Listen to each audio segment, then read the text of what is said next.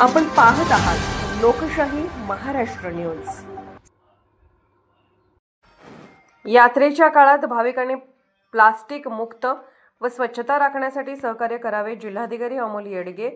महाराष्ट्रासह कर्नाटक व इतर राज्यातील दैवत वाडी रत्नागिरीचा श्री क्षेत्र ज्योतिबा श्रावण षष्ठी यात्रेसाठी येणाऱ्या सर्व भाविकांनी ही यात्रा प्लास्टिक मुक्त आणि स्वच्छ करण्यासाठी भाविकांनी सहकार्य करावे असे आवाहन जिल्हाधिकारी अमोल येडगे यांनी केले। तसेच वाहतूक व्यवस्थेतही रहदारी टाळण्यासाठी बदल करण्यात आला असल्याचे जिल्हाधिकाऱ्यांनी सांगितले। नमस्कार, मी अमोल येडगे, जिल्हाधिकारी कोल्हापूर।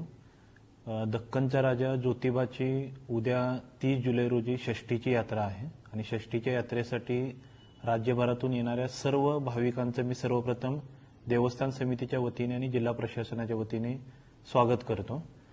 यात्रेच्या अनुषंगाने वाहतूक मार्गामध्ये काही बदल पोलीस विभागाने केलेला आहे। त्यासोबतच रस्त्यावरती आपण नो पार्किंग झोन आपण जाहीर केलेला आहे। तर या सूचनांची सुद्धा सर्व भाविकांनी यात्रेला येण्यापूर्वी नोंद घ्यावी।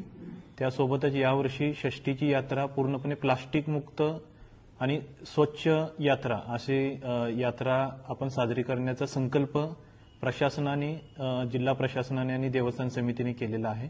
तर माझं सर्व भाविकांना नम्र आवाहन आहे की या यात्रेमध्ये प्लास्टिकचा वापर आपण टाळावा। आपण येताना कापडी पिशव्या घेऊन यावेत आणि आपल्यामुळे कचरा ज्योतिबाच्या डोंगरावरती होणार नाही यासाठी आपण आपल्या परीने सहकार्य करावं। दरवर्षी यात्रेनंतरच्या दुसऱ्या दिवशी ग्रामपंचायतीकडून स्वच्छता करत असताना मोठ्या प्रमाणात प्लास्टिकचा कचरा आणि जो आपण कचरा टाळू शकतो तो निदर्शनास येतो। तर यावर्षी सर्व भाविकांनी सहकार्य करून प्लास्टिक मुक्त यात्रा करण्यासाठी आणि स्वच्छ ज्योतिबा डोंगर ठेवण्यासाठी आपल्या परीने सहकार्य करावे। धन्यवाद।